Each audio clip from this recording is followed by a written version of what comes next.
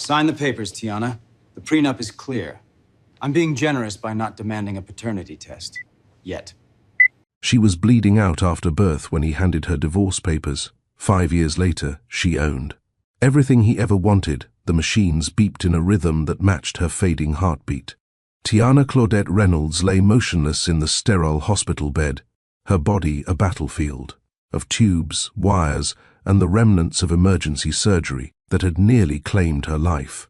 17 hours of labor, a catastrophic hemorrhage, 2 emergency blood transfusions. Her uterus had ruptured during delivery, and the doctors had fought for 93 minutes to keep her on this side of existence. She had survived. Barely. Her twins, Theodore William Reynolds and Sabrina Claudette Reynolds, fought their own battles in the NICU 3 floors above her. Born at 34 weeks, their lungs weren't ready for this world. Their bodies weren't ready, but they had arrived anyway, pulled from their mother's womb in a race against death that nobody had expected to win. Tiana couldn't move her arms.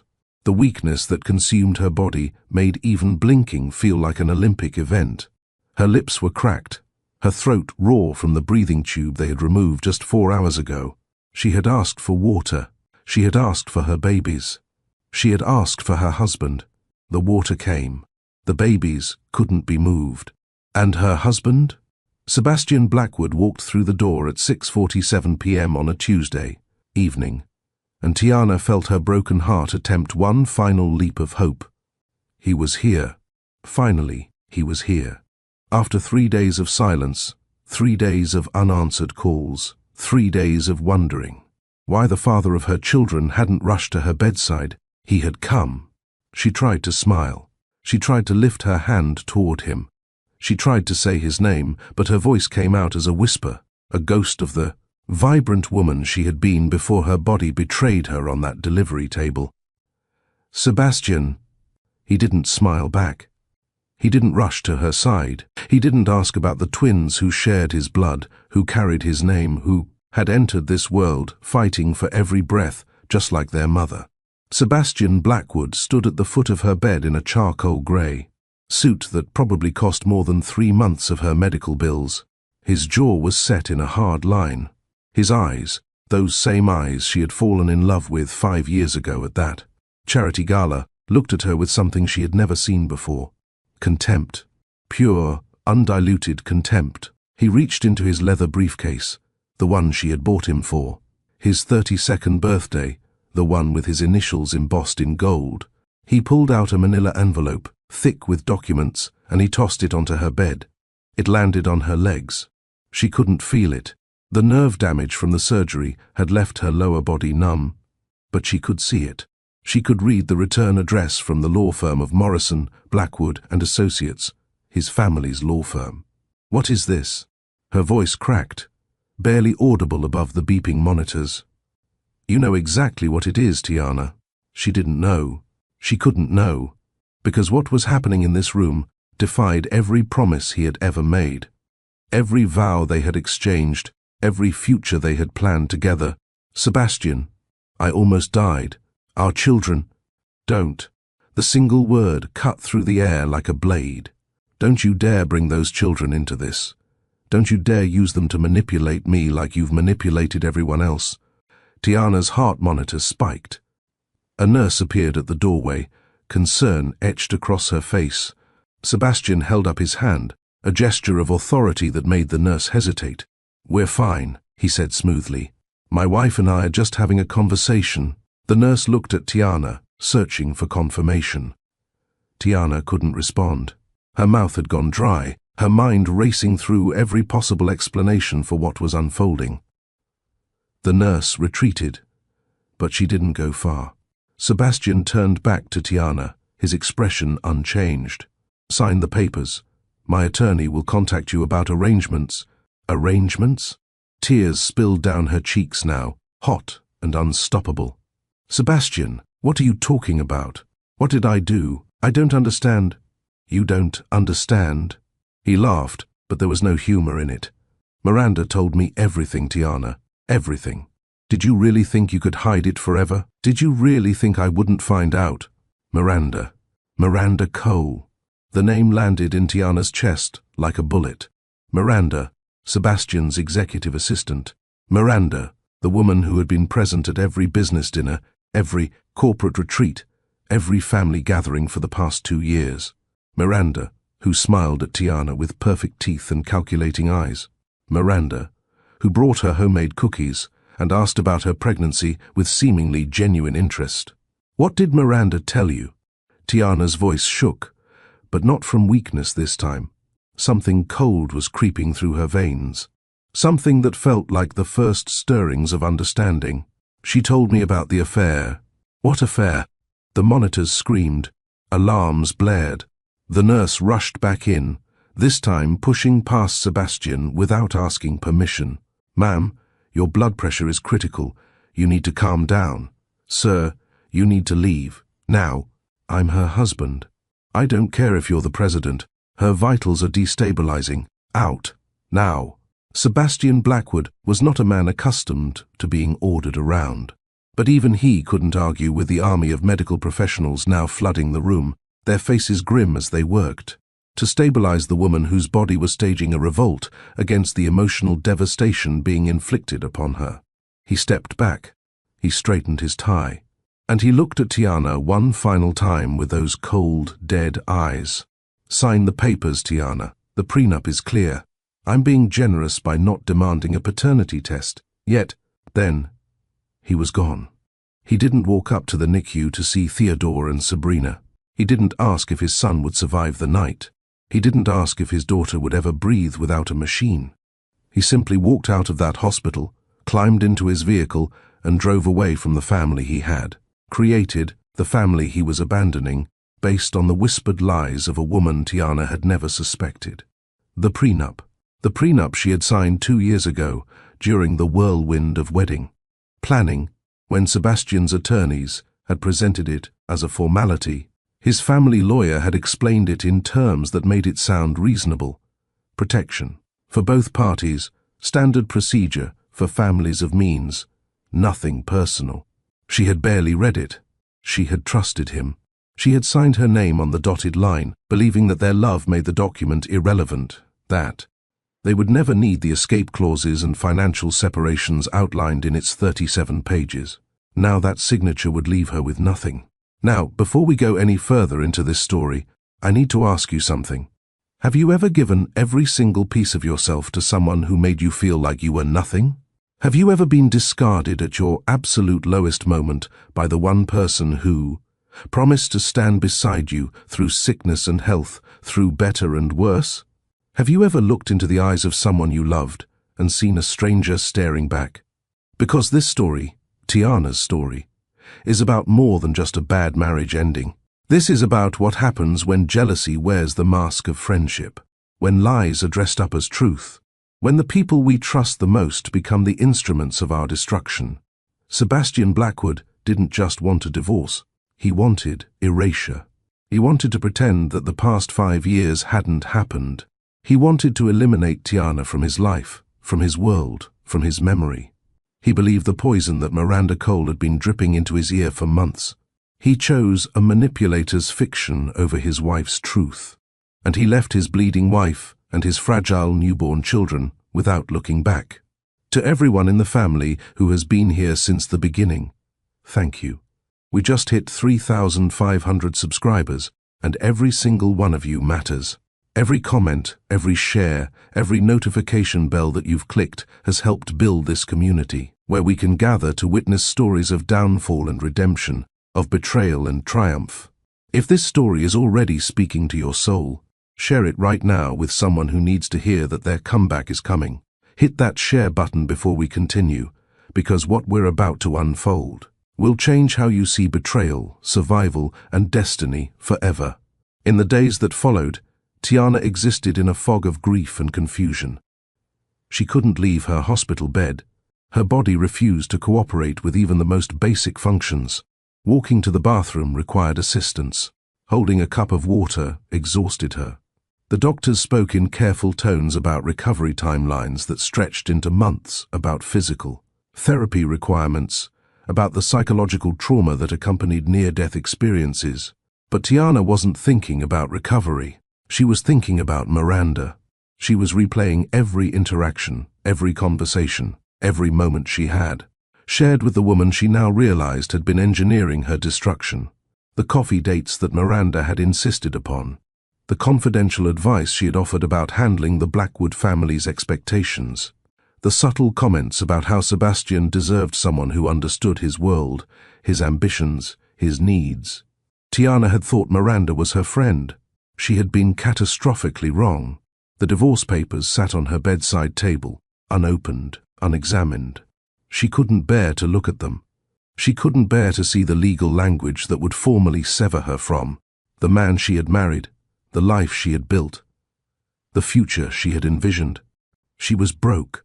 Before marrying Sebastian, Tiana had been a mid-level marketing coordinator at a small firm. Good job, decent salary, nothing spectacular. But when Sebastian had proposed, when he had promised her a life of comfort and security, she had made the decision that countless women before her had made. She had quit. She had become the perfect Blackwood wife. She had attended the charity galas, hosted the dinner parties, smiled. For the photographers, supported her husband's political ambitions. She had given up her career, her independence, her safety net. And now she had nothing. No job, no income, no savings in her name. The apartment they shared was in Sebastian's name. The vehicles were in Sebastian's name. The bank accounts were in Sebastian's name. Tiana Claudette Reynolds, soon to be just Tiana Claudette Reynolds again, no longer a Blackwood, was going to leave the hospital with 2 premature infants and absolutely no way to provide for them. She called her mother. Claudette Reynolds, a retired school teacher living in a modest 2-bedroom apartment across town, answered on the first ring. "Baby, how are you? How are the twins? I've been trying to get to the hospital, but the buses don't run direct, and I got turned around last time." "Mama." Tiana's voice broke. "He's leaving me. Sebastian is leaving me." The silence on the other end of the line stretched for 3 heartbeats. "I'm on my way." True to her word, Claudette Reynolds arrived at the hospital 2 hours later, having taken 3 buses to get there. She held her daughter's hand, wiped her tears, and listened as Tiana recounted every devastating detail. "Miranda told him I had an affair," Tiana whispered. "There was no affair, Mama. I would never. I know, baby. I know. But he believes her. He believes her over me." Claudette's jaw tightened. "Then he's a fool. And fools always get what's coming to them. The prenup, Mama. I signed a prenup. I get nothing. No alimony, no property division, nothing. I'm leaving here with 2 babies and $400 in my checking account." Claudette took a deep breath, squeezed her daughter's hand harder. "You listen to me, Tiana Claudette Reynolds. You come from strong people. Your grandmother raised 6 children during the Depression. Your great-grandmother survived things I won't speak about. You have strength in your bones that you don't even know about yet. You're going to survive this. You're going to raise those babies. And you're going to show that man exactly what he threw away." But Sebastian Blackwood didn't know one thing. Something Tiana herself didn't know. Something that would flip this entire story on its head. Somewhere in a pile of unopened mail, sitting on the kitchen table in her mother's cramped apartment, was a letter. A letter from a law firm in London, England. A letter that had been forwarded 3 times, chasing Tiana through address changes, trying to reach her for months. And that letter contained a secret worth more than the entire Blackwood family fortune combined.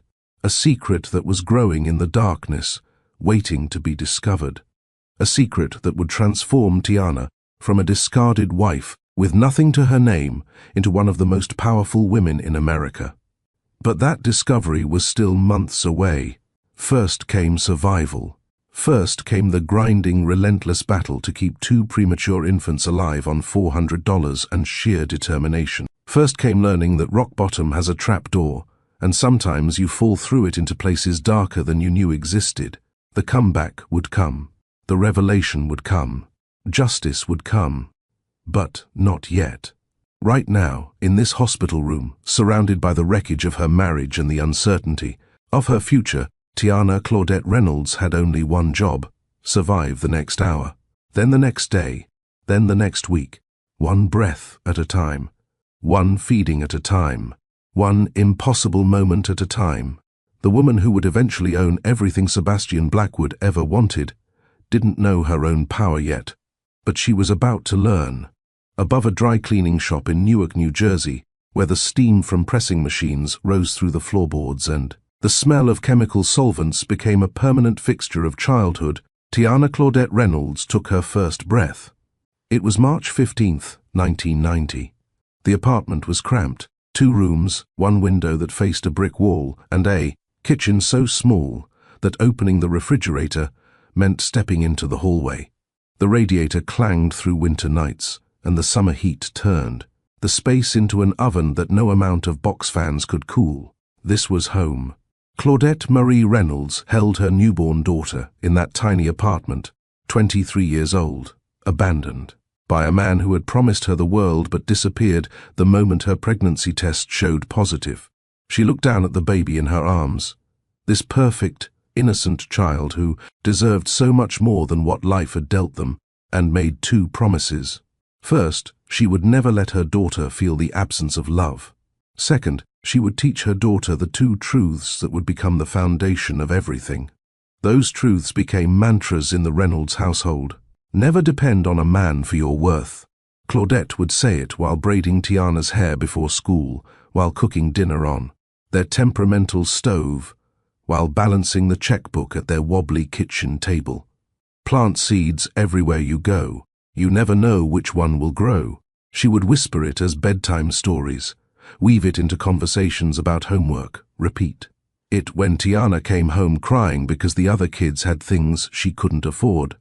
Claudette worked double shifts at Newark Beth Israel Medical Center, days in the laundry department, nights cleaning offices. Her hands were permanently rough from industrial detergent, her back permanently bent from pushing heavy carts through endless corridors. She would leave for work at 5:30 a.m. and return at 11:30 p.m., sometimes later. But she never complained, not once. And young Tiana watched. She was absorbed. She learned. By the age of 10, Tiana had developed a hunger that food couldn't satisfy. While other children in their neighborhood played basketball in the crumbling courts or gathered around televisions to watch cartoons, Tiana found sanctuary in the Newark Public Library. The building was old, its shelves packed with books that nobody else seemed to want, its reading rooms quiet enough to hear her own thoughts. She would stay there until closing time, 4 p.m. to 8 p.m. on weekdays, 10 a.m. to 5 p.m. on Saturdays. The librarians knew her by name. Mrs. Henderson would save the discarded business magazines for her, sliding them across the desk with a knowing smile. Forbes again today, Tiana. Yes, ma'am. Thank you. She read about companies she couldn't pronounce, studied balance sheets she didn't fully understand, memorized the names of CEOs who would never know she existed. While her classmates discussed music videos and sneakers, Tiana tracked stock prices in a composition notebook she bought for 99 cents at the dollar store. She was 12 years old when she discovered CNBC. The library had 1 television in the media room, usually occupied by elderly patrons watching news or students using educational videos.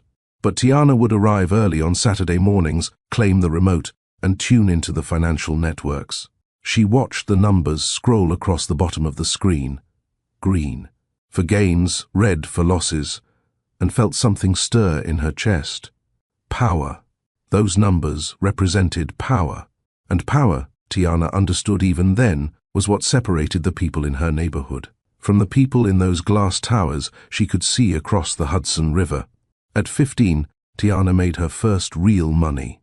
It started with Marcus Thompson, a college freshman at Essex County College who lived 3 buildings over. He was failing calculus, desperate, willing to pay anyone who could help him pass. His mother, who worked with Claudette at the hospital, mentioned it in passing. $20 for an hour of tutoring, she had said. But nobody around here knows that advanced math. Tiana did. She had been teaching herself from textbooks she borrowed from the library, staying 2 years ahead of her grade level because regular classes moved too slowly for her hungry mind. That first session lasted 2 hours. He paid her $40 in crumpled bills, but Tiana didn't care about the smell or the wrinkles. $40. 2 hours of work. By the end of that semester, she was tutoring 6 college students. Mathematics, statistics, economics. $20 an hour, sometimes $25 if they were desperate before exams. She kept the money in a shoebox, a box from a pair of shoes she had found at Goodwill, tucked beneath her bed behind winter clothes she rarely needed. By 17, that shoebox held $3,000. $3,000 that her mother didn't know existed until the night she did. Claudette found the box by accident. She was looking for Tiana's birth certificate, needed for a college application, rummaging through the closet when the box tumbled out. The rubber bands holding it closed snapped, and money scattered across the floor. 20s, 50s, even a few hundreds. When Tiana came home from the library that night, her mother was sitting on her bed, the money neatly stacked on the nightstand. "Are you selling drugs?" "No, Mama." "Are you stealing?" "No, Mama." "Then where did this come from?" Tiana explained. The tutoring, the hours, the careful saving. She watched her mother's face transform from suspicion to surprise to something else entirely. Pride mixed with pain, hope mixed with fear. "What's it for?" Claudette asked quietly. "My future," Tiana replied. "Nobody's going to hand it to me." Claudette Reynolds, who had not cried since the day Tiana's father walked out, felt tears roll down her cheeks. She pulled her daughter close, held her tight, and whispered into her hair. "You're going to be something special, baby. Something special." The full scholarship to Rutgers University came with a letter that Tiana read 17 times. "Congratulations, Ms. Reynolds. Based on your exceptional academic performance and demonstrated financial need, we are pleased to offer you the Presidential Scholarship, covering full tuition, room and board for 4 years. Finance and economics double major." She was going to college. But scholarships didn't cover everything. Books cost money. Food beyond the meal plan cost money. Professional clothes for internship interviews cost money. So Tiana worked. 2 jobs, sometimes 3 during breaks. Monday, Wednesday, Friday, 6 a.m. to 10 a.m. at the campus bookstore, organizing inventory before classes. Saturdays and Sundays, 8 a.m. to 5 p.m. as a receptionist at Whitfield Wealth Management in downtown New Brunswick. The wealth management job paid $12 an hour, but the real value wasn't in the paycheck. Clarence Whitfield was 73 years old when Tiana met him. He had built his firm from nothing, starting with a folding table and a telephone in 1971, growing it into a company that managed $200 million in assets. He had no children. His wife had passed 5 years earlier. The firm was his legacy, and he treated it with the care most men reserved for family. He noticed Tiana immediately. Not because she was beautiful, though she was, but because she was hungry in a way he recognized. While other receptionists spent downtime scrolling through phones or gossiping with co-workers, Tiana read prospectuses. She studied portfolio allocations. She asked questions that revealed a mind that understood numbers weren't just figures on a page. They were stories, possibilities, futures. "You're not going to be a receptionist forever," he said one Saturday afternoon, catching her reading a report on emerging technology sectors. "No, sir. I'm not." "What's your plan?" "Graduate summa cum laude. Get recruited by a major firm, learn everything. Then start my own company." He laughed, not mockingly but with genuine delight. "How much money do you have saved?" The question was invasive, inappropriate by most standards. But Tiana recognized it for what it was, a test. $11,000, sir." His eyebrows rose. A college student with $11,000 saved was unusual. A college student from her background with that much saved was extraordinary. "Come to my office. I want to show you something." The document Clarence showed her that day was a private equity offering memorandum. Nexora Technologies, a startup developing revolutionary telecommunication infrastructure. Pre-IPO investment opportunity. Minimum buy-in, $5,000. "This is insider information," Clarence said carefully. "I'm not telling you to invest. I'm simply showing you what I'm investing my own money in. The decision is yours. Tiana studied the documents for 3 hours. She analyzed the fundamentals, researched the leadership team, evaluated the market potential. The risk was enormous. If the company failed, her money would evaporate. But if it succeeded, she invested $8,000. $8,000 of her $11,000 in savings. The paperwork was dense, complicated, full of legal language that made her head spin. She signed where indicated, made copies of everything and filed it, all in a manila folder that she labeled with a single word, future. Then she went back to her life, back to studying, back to working, back to surviving. The investment papers gathered dust in a box of important documents. That moved with her from dorm room to apartment to storage unit. She forgot about Nexora Technologies, forgot about the $8,000, forgot about that afternoon in Clarence Whitfield's office. Life had a way of making people forget about seeds they had planted. That single decision, made in faith, filed in a folder, and forgotten in the chaos of survival, would one day make Tiana Claudette Reynolds one of the wealthiest women in America. But first, life had other plans. Plans that included a man named Sebastian Blackwood. Plans that included a charity gala, where their eyes would meet across a crowded ballroom. Plans that included love, marriage, betrayal, and abandonment. Plans that included 2 tiny babies fighting for life while their father walked away. The seeds Claudette had taught her daughter to plant were growing in the dark, spreading roots, gathering strength. But Tiana wouldn't know that for 5 more years. 5 years of exile. 5 years of struggle. 5 years of raising twins alone while the world and Sebastian Blackwood counted her out. She would discover that sometimes the longest journeys lead us right back to where we started. Only this time she would own everything. Everything Sebastian had. Everything he valued. Everything he thought defined power.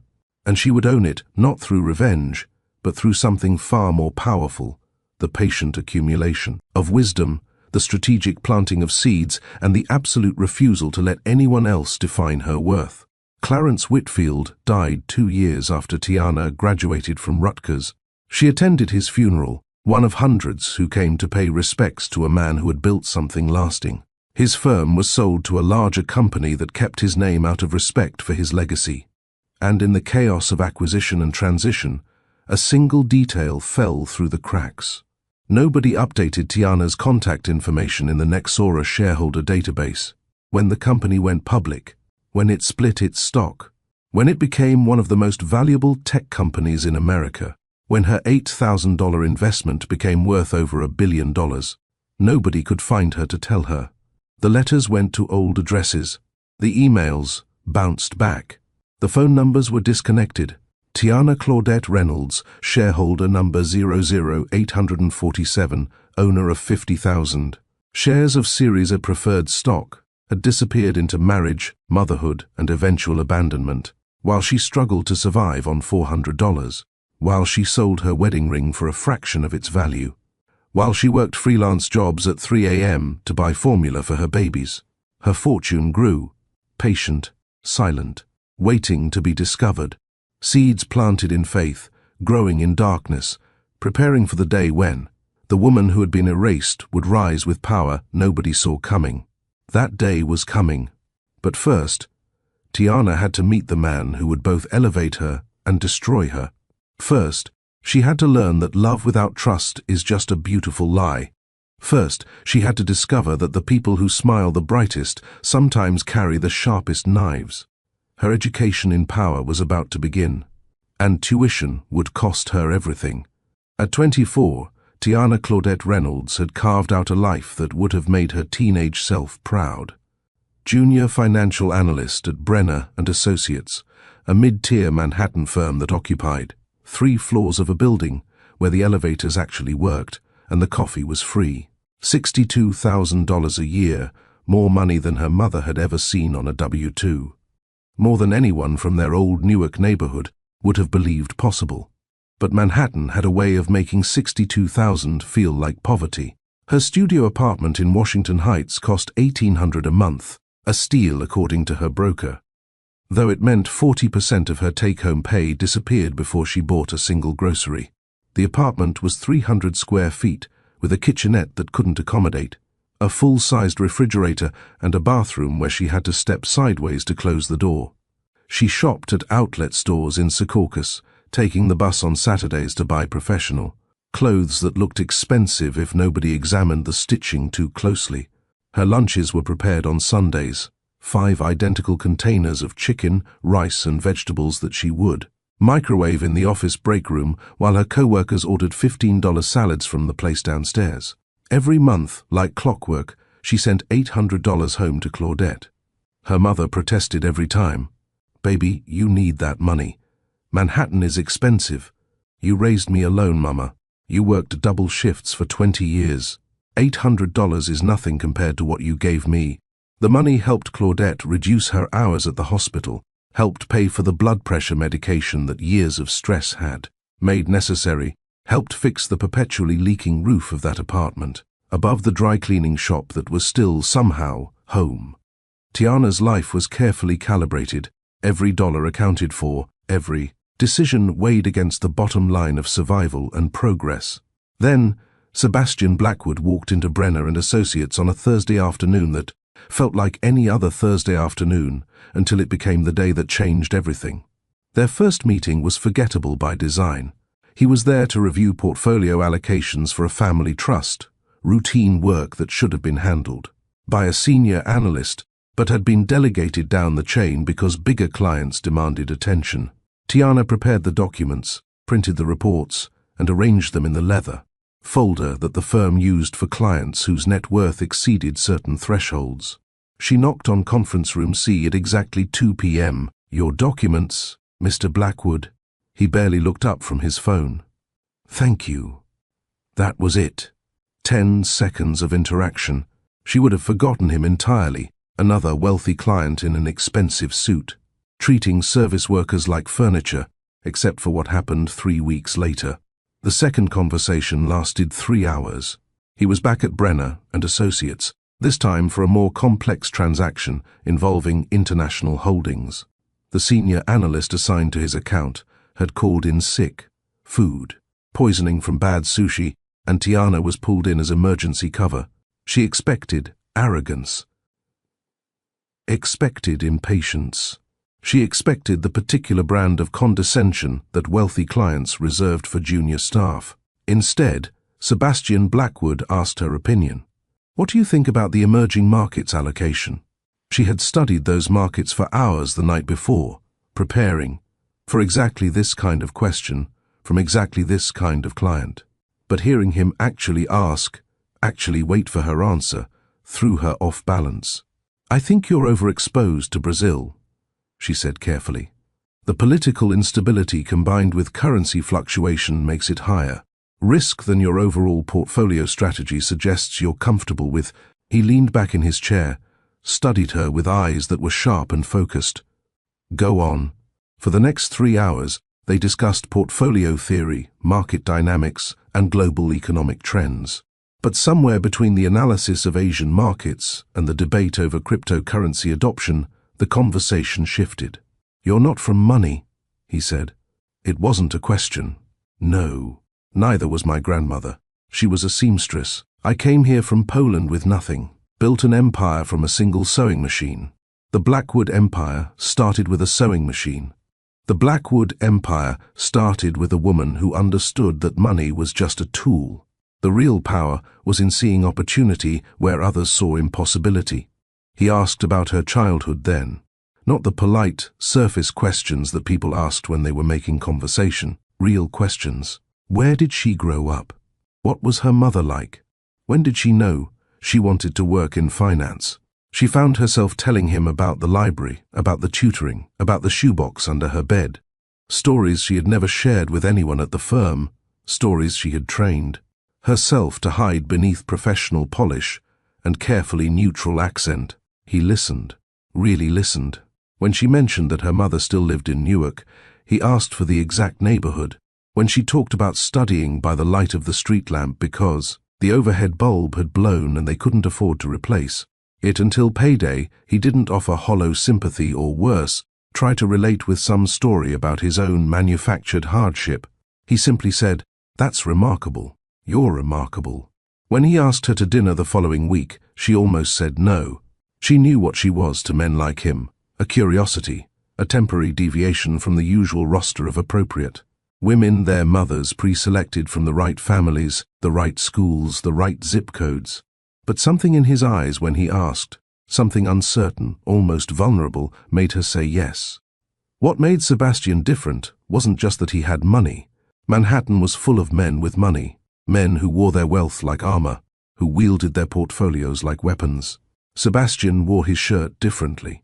He seemed almost embarrassed by it sometimes, as though the accident of his birth into the Blackwood dynasty was something he was still trying to earn retroactively. On their 5th date, sitting in a hole-in-the-wall Vietnamese restaurant that she had chosen specifically to test his boundaries, he told her the truth. "You're different," he said, over steaming bowls of pho that cost $8 each. "You don't want anything from me." Everyone wants something from everyone. No, you don't want my money, my connections, my last name. You don't care that my family owns half of downtown. You don't laugh at my jokes when they're not funny. You don't pretend to be interested in things that bore you. You're just you. Is that so unusual? In my world? Yes. You have no idea how unusual that is. The courtship lasted 2 years. 2 years of Sebastian Blackwood slowly, deliberately dismantling the walls between their worlds. He introduced her to his life, charity galas at the Metropolitan Museum where a single ticket cost more than her monthly rent, yacht parties in the Hamptons where she was often one of few faces that wasn't serving drinks, dinners at restaurants, where the menus had no prices because if you had to ask, you didn't belong there. But he never made her feel like she didn't belong. When she didn't know which fork to use at his club dinner, he quietly used the wrong one too. When she mispronounced the name of a French wine at his mother's birthday party, he immediately mispronounced it the same way for the rest of the night. When his Yale friends made subtle jokes about new money and looked at her while they said it, he cut them off mid-sentence and never invited them anywhere again. In return, she introduced him to her world. Sunday dinners at her mother's apartment, where Claudette cooked enough food for 12 people, even though there were only 3 of them. Subway rides at rush hour, pressed against strangers, watching him try to figure out how to hold the pole without looking awkward. The jerk chicken spot on 125th Street where they knew her by name and where Sebastian, despite his Michelin star palate, declared it the best meal he'd ever eaten. "This is real," he said one evening, sitting on the fire escape of her studio apartment, drinking bodega beer from a paper bag like a college student. "Everything else in my life is performance. The galas, the meetings, the family dinners, it's all a show. But this, with you, this is real." 6 months later, walking through Central Park on an unseasonably warm February day, he said something that would echo in her mind for years to come. "I never feel like I'm performing when I'm with you. With my family, I'm always on stage, always playing Sebastian Blackwood, heir to the fortune, future of the dynasty. With you, I'm just me, just Sebastian. Do you know how long it's been since I was just Sebastian? How long? I can't remember, maybe never." The proposal came on their 2-year anniversary, not at a fancy restaurant, not at a Blackwood family estate, not surrounded by photographers and champagne. He proposed in her mother's living room after Sunday dinner, while Claudette was in the kitchen wrapping up leftovers. He got down on one knee beside the same couch where Tiana had done her homework for 18 years. "Tiana Claudette Reynolds, you make me feel like the man I want to be, not the man I'm supposed to be. Will you marry me?"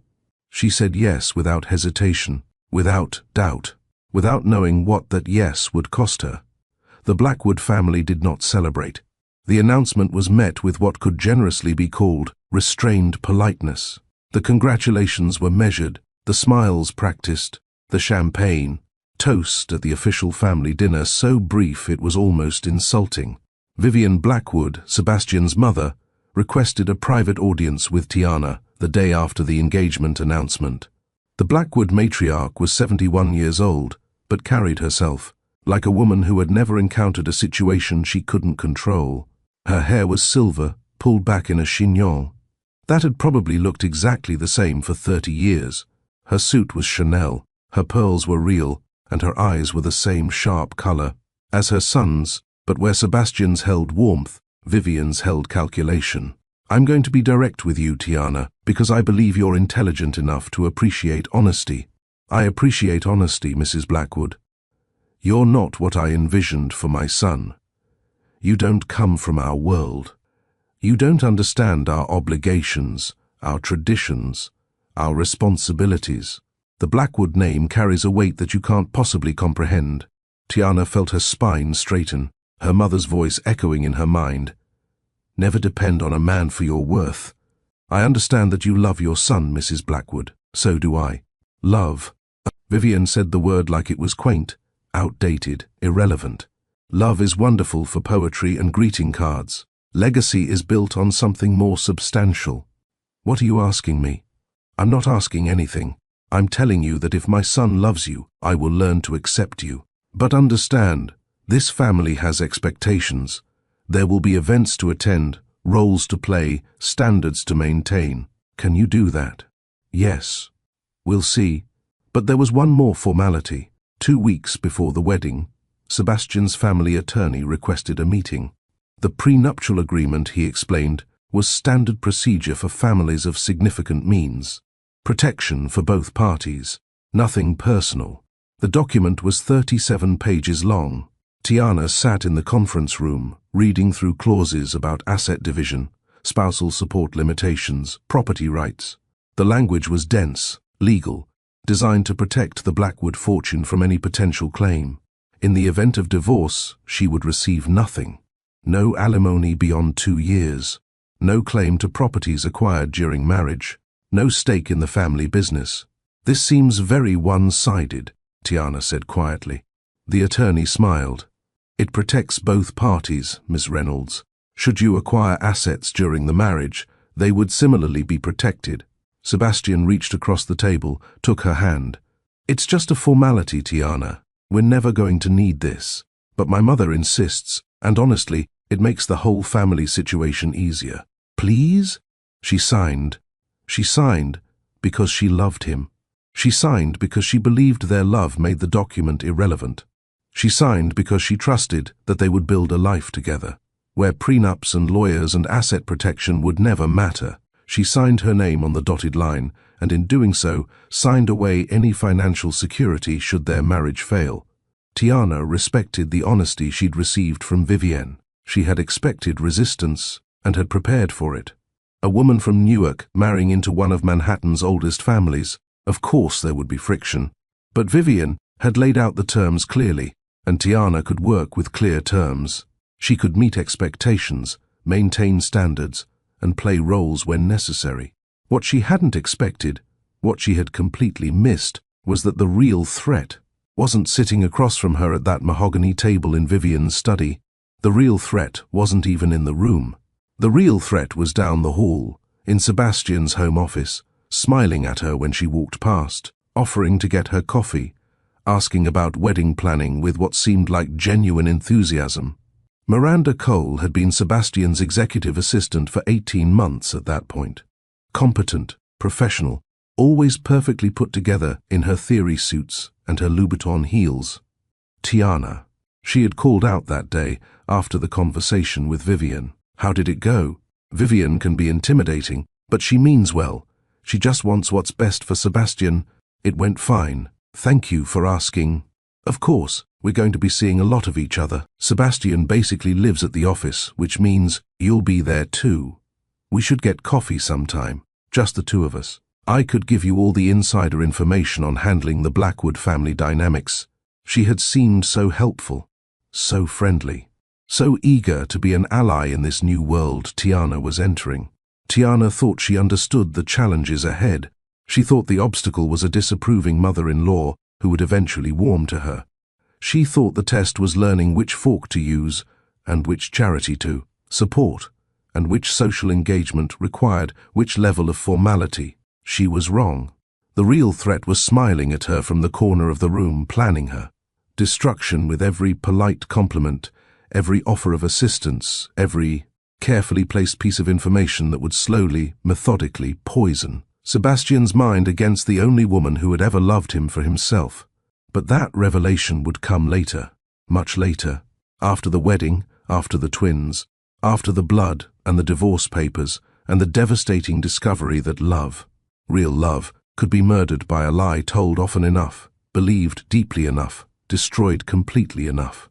Family, if you're feeling this story, if you can already sense where this is going, drop a comment right now.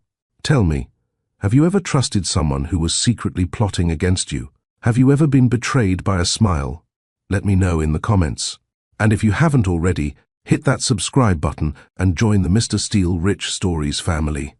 We're building something special here. Miranda Cole was born with everything Tiana Reynolds had to fight for. Trust fund established at birth. Private schools from kindergarten through Princeton. Summers in Martha's Vineyard. Winters in Aspen. Spring breaks in Monaco. Her father ran a hedge fund. That managed $3 billion. Her mother sat on the boards of 7 charities and 4 museums. But Miranda Cole was also born with something else, an obsession that would define her entire life. Sebastian Blackwood. Their families had been intertwined for generations. The Coles and the Blackwoods vacationed together every August in the Hamptons. Their estates separated by a single marble fountain that both families claimed as theirs. Miranda and Sebastian learned to swim in the same pool, attended the same cotillion classes, suffered through the same classical piano lessons with the same humorless instructor who charged $300 an hour. By the time they were 7, their mothers were already planning their wedding. Miranda and Sebastian Vivian Blackwood would say over afternoon tea, "Such a natural pairing. Can you imagine the merger of our families?" Eleanor Cole would smile, sip her Earl Grey, and respond, "They're meant for each other. Anyone can see it. Anyone except Sebastian." To him, Miranda was like a cousin, familiar, comfortable, utterly devoid of romantic possibility. When they were 12, she kissed him behind the pool house at his family's 4th of July party. He wiped his mouth and said, "That's weird, Miranda. We're friends." Friends. The word branded itself into her memory. She loved him through high school, watching him date lacrosse players and debate, team captains, girls who were pretty but forgettable, girls who would never last. She loved him through college, when he went to Harvard and she went to Princeton, when they would meet for coffee, during winter breaks, and he would tell her about his latest girlfriend, while she smiled and died inside. She loved him through his early 20s, when he was establishing himself at Blackwood Capital, when he hired her as his executive assistant, not because she needed the job, but because it kept her close to him. And then Tiana Claudette Reynolds walked into Brenner and Associates. The hatred was instantaneous, cellular, absolute.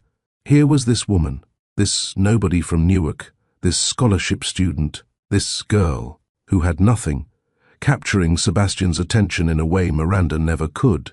Here was this woman making Sebastian laugh, making him relax, making him look at her the way Miranda had dreamed he would look at her for 20 years.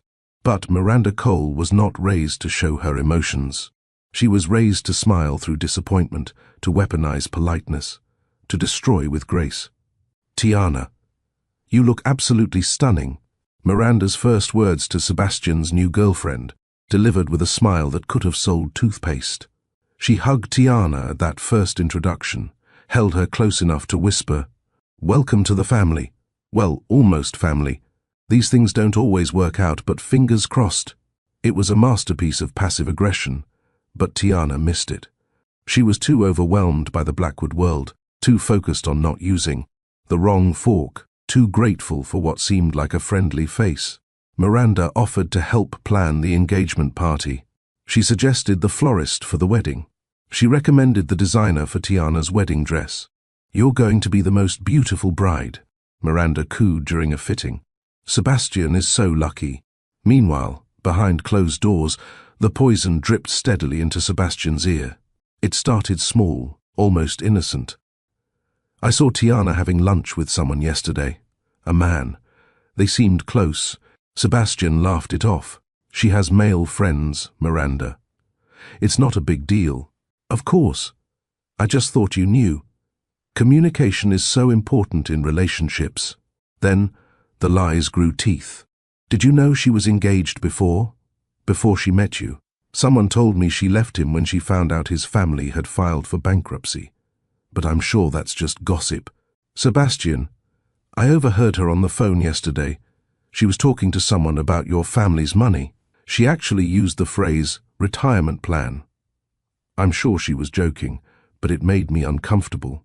I hate to mention this, but the girls at the charity luncheon were talking. Apparently, Tiana told someone that after the wedding, she plans to stop working entirely, that she's done struggling. I defended her, of course, but Sebastian dismissed them at first. He trusted Tiana. He loved Tiana. He knew Miranda had always been protective of him, maybe too protective. But the seeds were planted, waiting for the right conditions to grow. Miranda was patient. She understood that destroying a relationship required timing, precision, the perfect storm of vulnerability and doubt. That storm arrived when Tiana became pregnant. Carrying twins transformed Tiana's body into a battlefield. Morning sickness that lasted all day. Blood pressure spiked without warning. Gestational diabetes that required constant monitoring. At 20 weeks, her doctor ordered modified bed rest. At 24 weeks, complete bed rest. She had to stop working. For the first time since she was 15 years old, Tiana Claudette Reynolds was completely dependent on someone else. Sebastian promised it would be fine. They had money. She needed to focus on the babies, on her health, on getting through this pregnancy. But dependency sat on Tiana's chest like a weight, making it hard to breathe even without the twins pressing against her lungs. 3 weeks after Tiana went on bed rest, Sebastian's father died. Massive heart attack at his desk, reviewing quarterly reports. Dead before his face hit the mahogany surface of the desk his grandfather had imported from England. Sebastian Blackwood, at 34 years old, inherited full control of Blackwood Capital. $3 billion in assets, 400 employees, 17 international offices, and no idea how to manage any of it alone. He started working 18-hour days. He missed doctor's appointments. He forgot dinner dates. He would crawl into bed at 3 a.m. and leave at 6 a.m., sometimes not even waking Tiana. The distance between them grew from inches to feet to miles. I brought you dinner. You haven't eaten since breakfast. Miranda appeared in Sebastian's office every night around 8 p.m., carrying takeout from his favorite places, sitting across from him while he ate, listening to him vent about board members and market volatility and the weight of carrying his father's legacy. Tiana is lucky to have you, she would say. Not every man would work this hard to secure his family's future. I just wish I could be there more. For her, for the pregnancy. She understands. I'm sure she understands. Although, what? Nothing. It's not my place. Miranda. What? I saw her yesterday, when I dropped off those papers at your apartment. She seemed happy. I'm really happy, laughing on the phone with someone. I just thought with everything you're going through, she might be more supportive. But everyone handles stress differently. The photograph arrived on Sebastian's desk on a Thursday afternoon. Miranda placed it there while he was in a meeting, tucked inside a folder marked confidential. The image was grainy, taken from a distance, but clear enough, Tiana, in an embrace with a man whose face was obscured by shadow and angle. The metadata showed it was taken 2 weeks ago, when Sebastian had been in Tokyo closing a deal. When Miranda found him staring at it an hour later, she performed perfectly. Oh my God. Sebastian, what is that? I don't know. It was in this folder. That's Tiana. Sebastian, I'm so sorry. I'm so sorry. This could be anything. A cousin, a friend. Of course. Of course it could be. You should ask her about it. Although with her pregnancy being so difficult, the stress might be dangerous. But you deserve the truth. You always deserve the truth. Exhaustion made him vulnerable.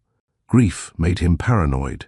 The constant drip of Miranda's poison, combined with his father's death and the crushing weight of responsibility, cracked the foundation of his trust. He didn't confront Tiana. Instead, he withdrew. He stayed later at the office. He stopped sharing details about his day. He responded to her concerns with single syllables. "What's wrong?" Tiana asked one night, her hand on her swollen belly, feeling the twins shift and kick. "Nothing. Work." "Sebastian, talk to me, please. You're scaring me." "Everything's fine. You need to rest. Think about the babies." She gave him space, thinking it was grief over his father, stress from the company, the normal pressure of impending fatherhood.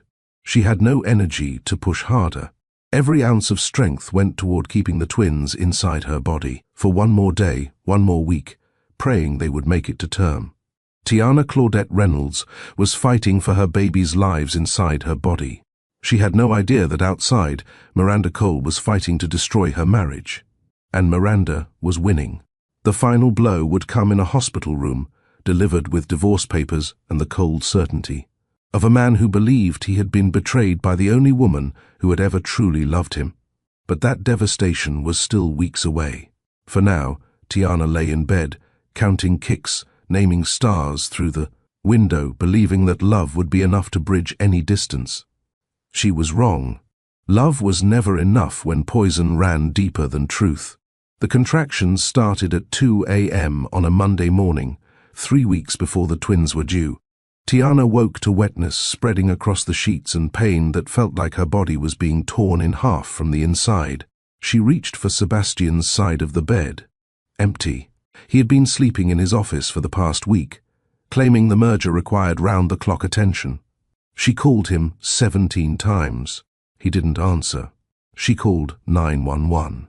The paramedics found her on the bathroom floor, blood pooling between her legs, her body convulsing with contractions that came too fast, too strong, too wrong. "Ma'am, how far along are you?"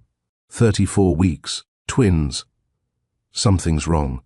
There's too much blood." They loaded her into the ambulance while radioing ahead to Mount Sinai. Terms like placental abruption and fetal distress crackled through their communications. The sirens screamed through Manhattan streets while Tiana gripped the gurney rails and prayed to every god she had ever heard of. The operating room was chaos, orchestrated as precision. Dr. Patricia Mendez, head of obstetrics, took one look at the ultrasound and made the call. "We're going in now. Both babies are in distress. Mom's bleeding internally. They didn't have time for an epidural to fully take effect."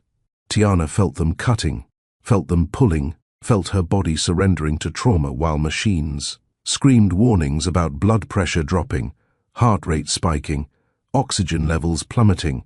Theodore came out first, 3 pounds, 11 ounces, not breathing.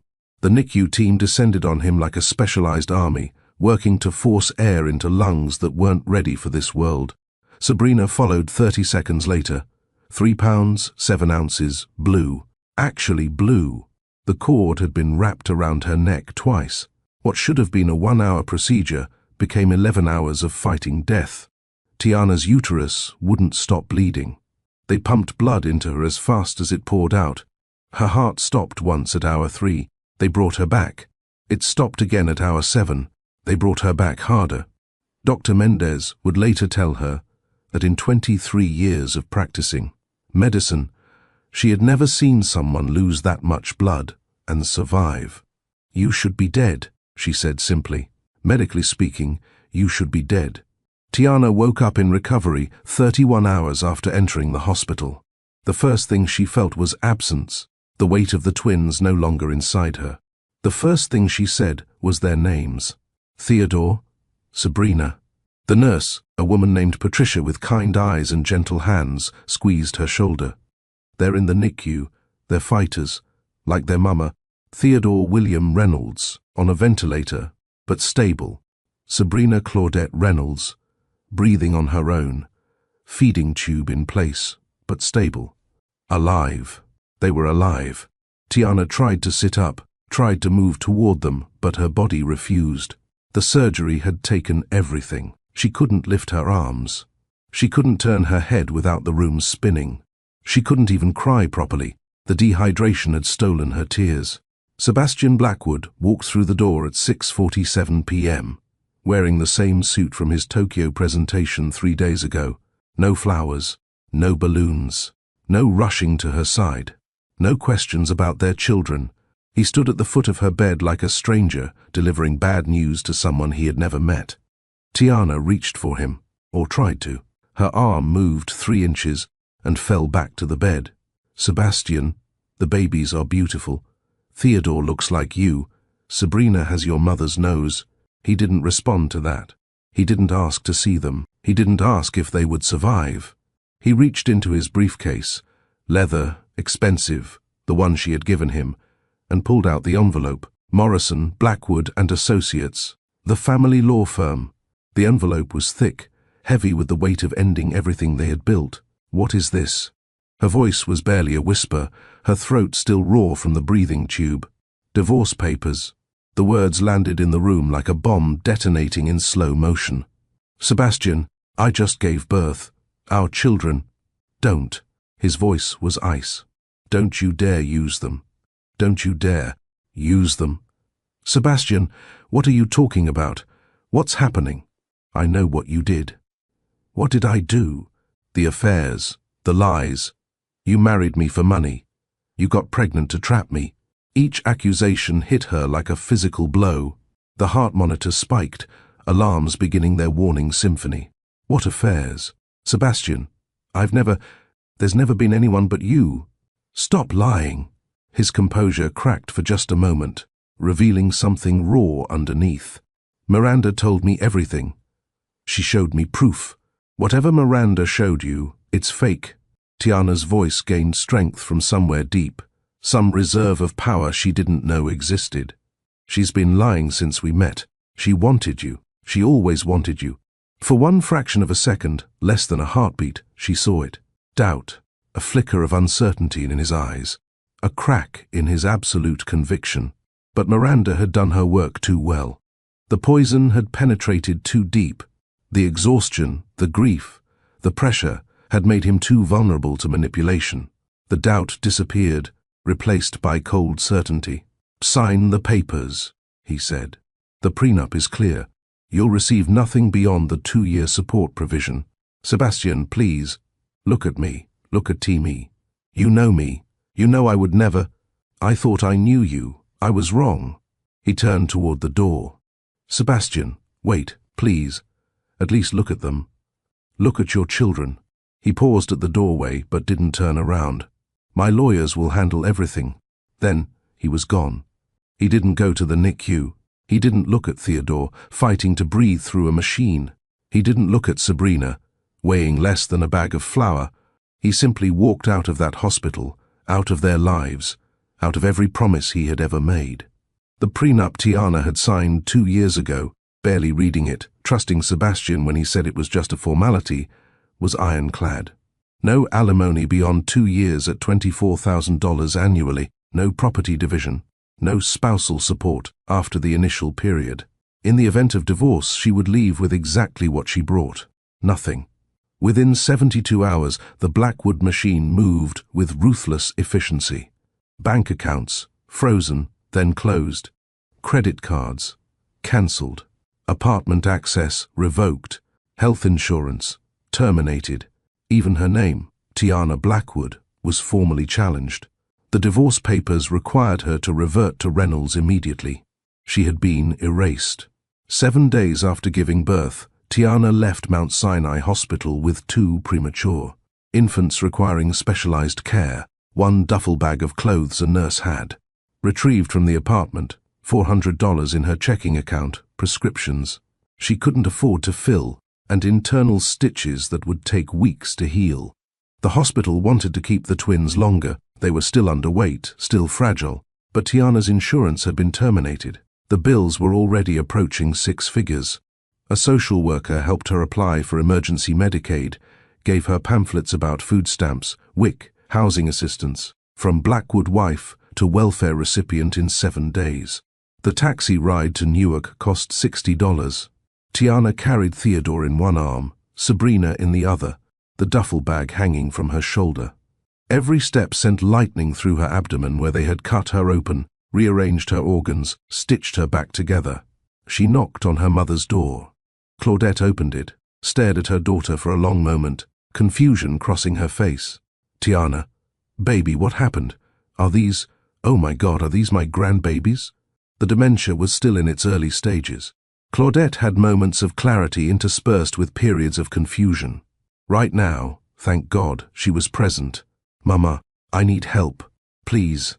Come in. Let me see them. Oh, they're so tiny. What happened, baby? Where's Sebastian? He's gone, Mama. He left us. Claudette's face hardened. Then he's a fool. Come inside. We'll figure this out. That night, Tiana sat on the floor of the bedroom where she had once hidden $3,000 in a shoebox. The twins slept in a laundry basket padded with towels. The crib she had ordered never arrived. Payment declined. Theodore's breathing was labored, wet-sounding. Sabrina wouldn't latch, wouldn't take a bottle, cried with a sound like a wounded kitten. And Tiana cried. She cried until her eyes swelled shut. She cried until her throat went raw. She cried until there was nothing left inside her but empty space where hope used to live. Tiana Claudette Reynolds was not angry yet. She was broken. Completely, thoroughly, utterly broken. She had lost everything: her husband, her home, her identity, her future. She had 2 babies who might not survive, a mother whose mind was slowly disappearing, and $400 becoming $340 after the taxi ride. But here's what Sebastian Blackwood didn't understand. Here's what Miranda Cole never calculated. Broken things can be rebuilt, and sometimes, they come back stronger than anything that tried to destroy them. Tiana didn't know it yet, sitting on that floor, counting her baby's breaths, wondering how she would buy formula tomorrow. She didn't know that in a pile of mail on her mother's kitchen table, buried, under overdue bills and grocery store circulars, was an envelope from London. She didn't know that everything was about to change. All she knew in that moment was that she had to survive 1 more hour, then 1 more day, then 1 more week. The revenge would come later. First came survival. Every day began at 4 a.m. with Theodore's wheeze. The nebulizer treatments took 45 minutes, holding the mask to his tiny face while he fought against it, his lungs rattling with each breath. Sabrina would wake from his crying, demanding a bottle she would only drink half of before spitting up. Change diapers. Mix formula with water heated on the stove because the microwave was broken. Rock them back to sleep by 5:30. Start working by 5:45. Tiana had salvaged an ancient laptop from her mother's closet, a Dell from 2009, that took 12 minutes to boot up and froze if she opened more than 2 programs. But it connected to the internet, barely, and that was all she needed. She posted on freelance websites, experienced financial analyst available for bookkeeping, tax preparation, financial planning, quick turnaround, competitive rates. The competitive rates meant she was charging $15 an hour for work that Sebastian's firm billed at $300. But $15 an hour, when you worked enough hours, could buy formulas, could buy diapers, could keep the lights on. The ring had cost Sebastian $230,000. 4 carats, flawless clarity, platinum setting designed by a jeweler who only took appointments through personal referrals. The pawn shop owner in Queens looked at it through his loupe, looked at Tiana holding 2 babies in carriers, and looked back at the ring. 2,000. It's worth. I know what it's worth. I also know you need cash today. 2,000. She took it. $2,000 meant 2 months of survival. 2 months to figure out the next step. 2 months where her babies would eat, even if she didn't. The pawn shop owner watched her sign the papers with shaking hands. You can buy it back, he said quietly, within 90 days. $2,500 to reclaim it. They both knew she would never be back. The WIC office in Queens smelled like industrial disinfectant and broken dreams. Tiana sat in a plastic chair, Theodore on her lap, Sabrina in the stroller, surrounded by women who looked as exhausted as she felt. The fluorescent lights hummed. A television in the corner played cartoons nobody was watching. When her number was called, B47, she carried her babies to window 3. The caseworker didn't look up from her computer. Income, variable. I'm freelancing. Average monthly, maybe 600. Sometimes 800. Father's contribution? Nothing. Is he deceased? No. Then we need to file for child support before approving benefits. He has lawyers, he has... Ma'am, we have procedures. Fill out these forms. Next. Tiana filled out the forms knowing they would go nowhere. Sebastian's lawyers would bury them in paperwork, claim the children weren't his, demand DNA tests that would take months and cost money she didn't have. But she filled them out anyway, because that's what survival looked like. Doing futile things because not doing them meant giving up. The good hours were between 2 a.m. and 5 a.m. The twins usually slept then, exhausted from the previous day's struggles. The apartment was quiet, except for the sound of sirens on Queens Boulevard and the couple upstairs who fought in Russian. Tiana would brew coffee so strong it made her chest hurt, prop her laptop on a TV tray she found on the street, and work. Bookkeeping for a bodega in Astoria. Tax preparation for a freelance photographer in Bushwick. Financial planning for a food truck owner who paid her in cash and occasionally in leftover empanadas. $15 an hour. 20 when they were desperate. She rebuilt her life in $15 increments, one spreadsheet at a time. She wrote it on a post-it note and stuck it to the bathroom mirror. I will survive without them. I will raise my children without their names. And I will never give him the satisfaction of seeing me crawl. Every morning, brushing her teeth with dollar store toothpaste, she read it. Every night, falling asleep to the sound of her baby's breathing, she repeated it. Sebastian Blackwood thought he had destroyed her. Miranda Cole thought she had won. They were both wrong. The apartment was advertised as a one-bedroom. In reality, it was a studio with a curtain dividing the sleeping area from the kitchen. 400 square feet. 5th floor walk-up. The radiator clanged like it was dying, and the window faced a brick wall. But it was hers. Name on the lease, Tiana Claudette Reynolds. No Blackwood anywhere. Rent, $1,100 a month, utilities included. The landlord, Mr. Patterson, took one look at the twins and said, "No loud parties." Tiana almost laughed. Parties. As if she had energy for anything beyond survival. Maria was 17, lived in 5C with her grandmother, and needed money for senior year expenses. $20 to watch the twins for 4 hours. $20 that allowed Tiana to meet clients in person, to present herself as professional rather than desperate. To pretend she wasn't operating out of a studio apartment with a laptop held together with duct tape. Maria was gentle with the twins, patient with their needs, and never asked questions about why Tiana's babies. Had a different last name than the one on the mail that sometimes still arrived for Mrs. Blackwood. Word spread slowly in immigrant communities, but it spread. The woman who could do your taxes for half what H&R Block charged. The woman who could set up QuickBooks for your restaurant. The woman who could help you apply for that small business loan. By month 6, she had 12 regular clients. By month 7, 18. By month 8, she had to turn people away because there weren't enough hours in the day. Theodore's breathing had improved. The nebulizer treatments dropped to twice daily, then once, then only as needed. Sabrina had caught up in weight, her cheeks filling out, her cries becoming stronger, more demanding, more alive. They were surviving. Tiana had lost 30 pounds since the divorce. Her clothes hung loose, but she couldn't afford new ones. Her hair was breaking from stress, so she cut it short with kitchen scissors. Her mother's dementia had progressed slowly but steadily. Claudette needed more help now, struggled with names sometimes, repeated stories without realizing it. But the twins were thriving. Theodore laughed for the first time on a Tuesday morning, surprising himself with the sound.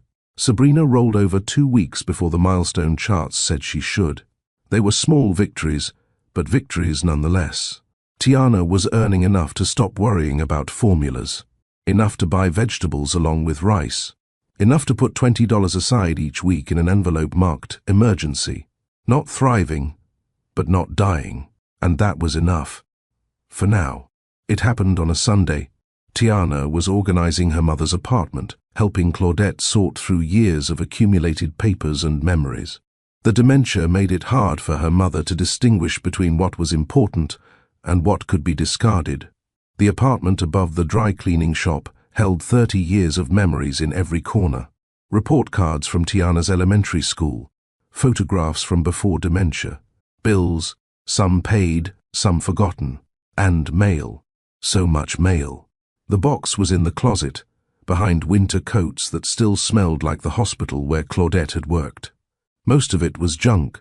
Credit card offers for Tiana Blackwood that made her stomach turn, catalogues for stores she could no longer afford, charity requests from organizations she had once supported as Sebastian's wife. But at the bottom, there was something different.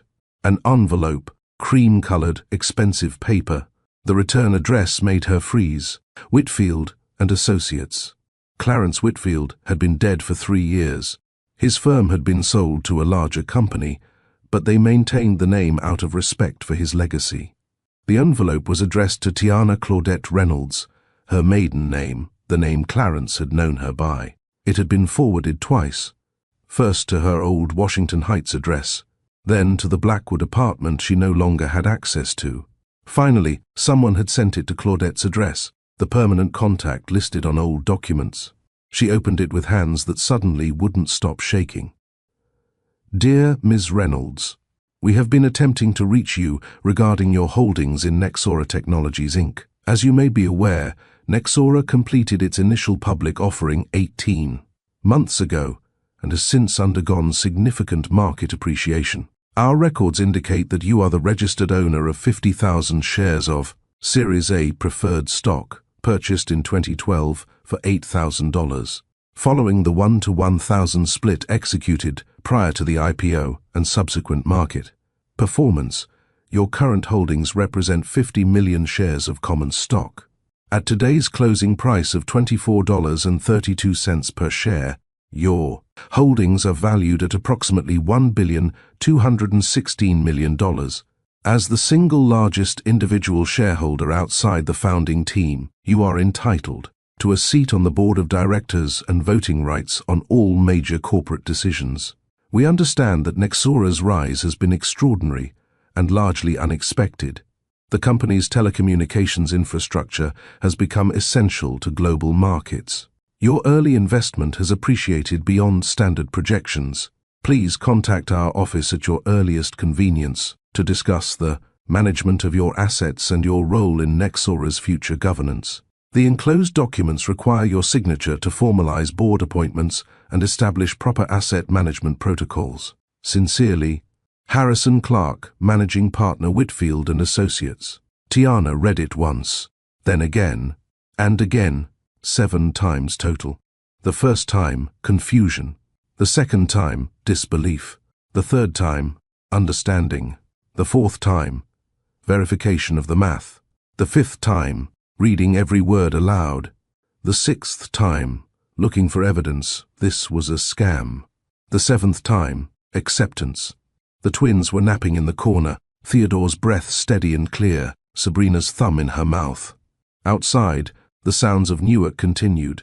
Traffic, voices, life moving forward. Somewhere in Manhattan, Sebastian Blackwood was probably at brunch, planning his future, confident he had erased Tiana from existence.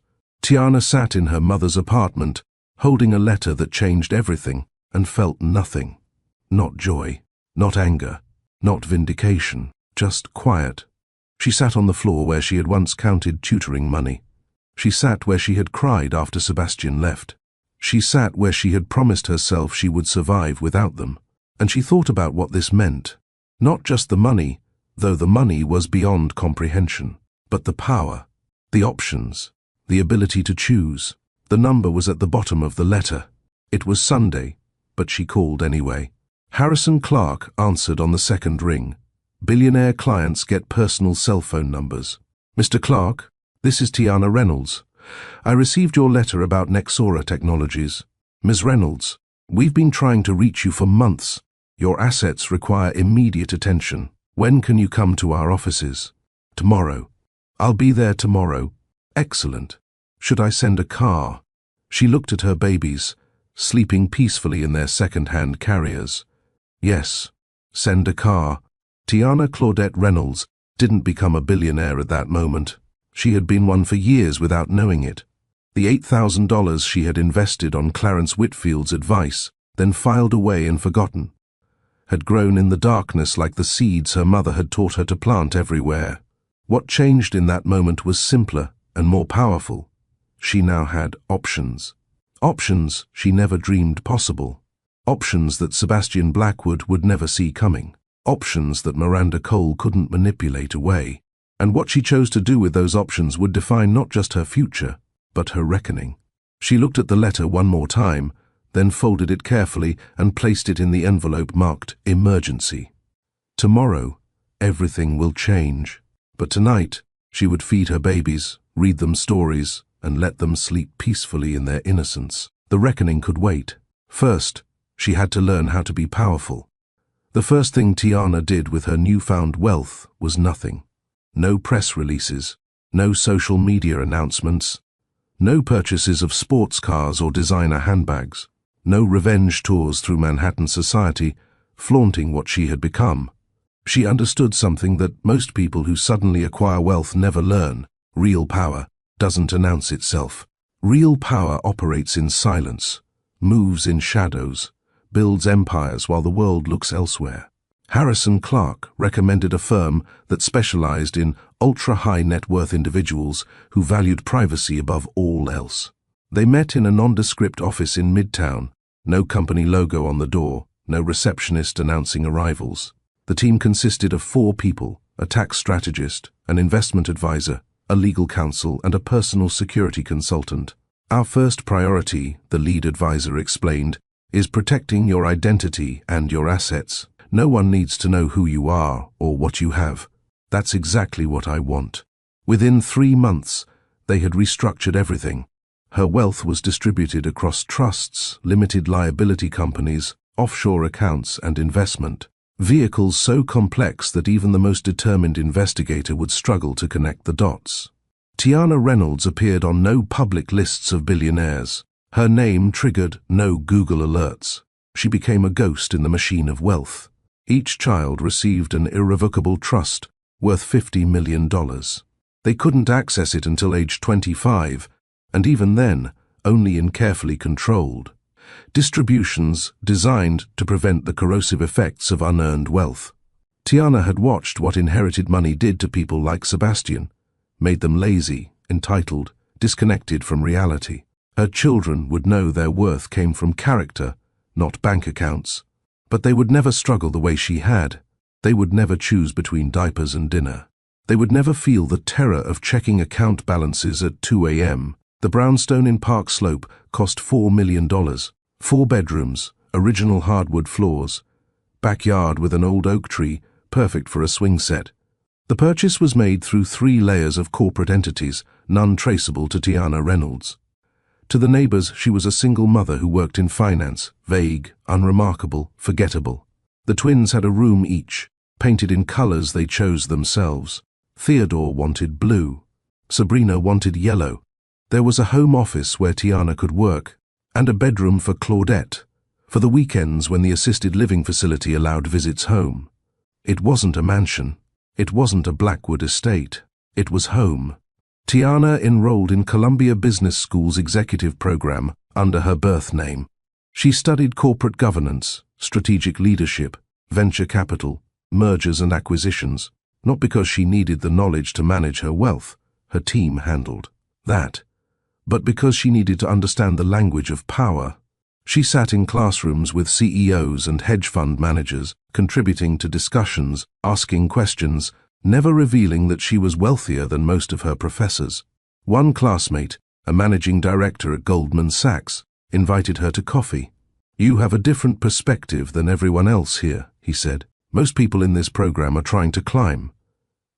You seem like you've already arrived somewhere." She smiled. "I'm just trying to learn." The board seat came with the shares, non-negotiable. Nexora's founding team had been hesitant at first. They didn't know her, didn't understand where she had come from, didn't trust that someone who had forgotten about an $8,000 investment would be a competent board member. Then she spoke at her first meeting. She had spent 6 weeks preparing, studying every aspect of Nexora's business, model, market position, competitive threats, and growth opportunities. When she questioned their expansion strategy into South America, pointing out currency risks they hadn't fully calculated, the room went silent. By her third meeting, they were asking for her opinion before making major decisions. By her sixth meeting, she was leading the compensation committee. Within 1 year, she wasn't just wealthy, she was influential. The donations started small, then grew. 100,000 to a domestic violence shelter in Newark, 500,000 to a fund supporting minority-owned businesses, 2 million to establish the CR Foundation, named for Claudette Reynolds, supporting single mothers pursuing education. Every donation was anonymous, routed through her network of limited liability companies and trusts, impossible to trace back to her. She didn't want recognition. She wanted impact. She wanted women like her, women who had been abandoned, discarded, erased, to have the resources she had lacked. Theodore's first word was mama. Sabrina's was no. By 3 years old, they were complete personalities. Theodore was cautious, thoughtful, and asked questions about everything. Why is the sky blue? Where do squirrels sleep? Why can't we see the wind? Sabrina was fearless, climbing everything, afraid of nothing, protecting. Her brother with a fierceness that made Tiana's chest ache with pride. They looked like their father. Theodore had those sharp eyes, that strong jawline that would become more prominent with age. Sabrina had Sebastian's nose, his high forehead, his thick dark hair. Every time Tiana looked at them, she saw him. And it hurts. But they had her spirit, her determination, her hunger, her refusal to accept limitations. They were Reynolds' children, raised on stories of their grandmothers, double shifts and their mother's journey from nothing to everything. While Tiana built her quiet empire, Sebastian Blackwood's world collapsed. Miranda Cole had won Sebastian finally, after decades of wanting him. But victory tasted like ash, without Tiana to compete against, without the thrill of destroying something beautiful. Miranda discovered that Sebastian was just ordinary, sad, broken, consumed with guilt he wouldn't acknowledge, managing a company he no longer understood.